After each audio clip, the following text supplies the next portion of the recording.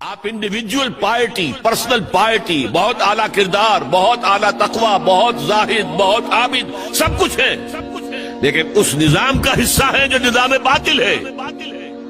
آپ کس کی گواہی دے رہے ہیں؟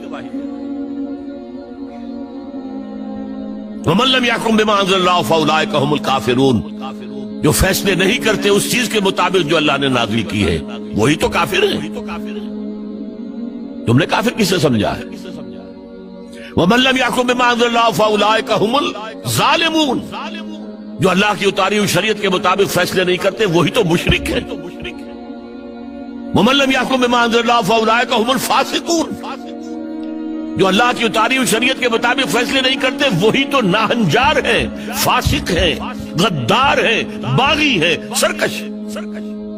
یہ تین فتوے ہیں مفتی اعظم کے۔ مفتی اعظم کون ہے؟ اللہ۔ قرآن میں یہ لفظ آیا ہے اللہ کے لیے، یفتیکم، یستفتونک، اے نبی یہ آپ سے فتویٰ مانگ رہے ہیں کلالہ کے بارے میں۔ قل اللہ یفتیکم، کہہ دیجیے اللہ فتویٰ دیتا ہے۔ لو تو مفتی اعظم کون ہے؟ یہ ساری دنیا کے مفتی مل کر بھی اگر مفتی بن جائیں ایک تو کیا اللہ کے برابر ہوں گے؟ اور اللہ کا فتویٰ یہ ہے جو اللہ کی اتاری ہوئی شریعت کے مطابق فیصلے نہیں کرتے وہی تو کافر ہے، وہی تو ظالم ہے، وہی تو مشرک ہے، وہی تو فاسق ہے، وہی تو سرکش ہے۔ اور یہ تین فتوے ایک رکوع میں آئے ہیں، سورہ مائدہ کا رکوع نمبر 7۔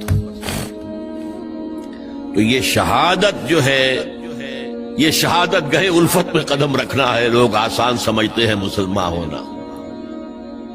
ٹھیک ہے کہہ دیا اشہدو ان لا الہ الا اللہ واشہدو ان محمد رسول اللہ، اب تمہیں معلوم نہیں ہے شہادت گاہ میں آ گئے، اور شہادت سے مراد تمہارے قول سے اللہ اور اس کے دین کی گواہی ملنی چاہیے، تمہارے عمل سے اللہ کی اور اس کے دین کی گواہی ملنی چاہیے، اور انفرادی ہی نہیں اجتماعی سطح پر اللہ کے دین کو قائم کر کے گواہی دو دنیا کے سامنے کہ دیکھو یہ ہے اللہ کا دین۔